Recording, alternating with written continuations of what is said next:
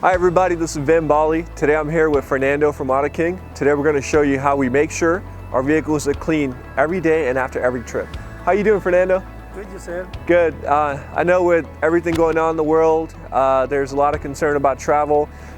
We just wanted to let you know we did a video a while back about how we clean our vehicles. We make sure they're safe for you to enter and how we kill our bacteria. And Fernando, you're one of the best detailers that's out there. So we wanted to show you again that no matter what's going on in the world, we always keep our vehicles clean daily.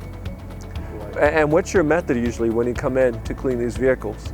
Well, basically, we need to do all the handles, all the interior cleaning, wipe it down everything inside first. Disinfected. Disinfecting, all the areas, So basically we clean everything inside, everything. Right now, everything, for the session virus, everything. Yeah, prepare. And we do that every day, like after every trip. Not every day, after every trip with every client, we're wiping down our vehicles. So, we just wanted to show you guys that we care about you. We want you to still be safe and still enjoy your travel and transportation with us. And on our end, we're preparing and we're making sure you're safe and ready to have a great time with us.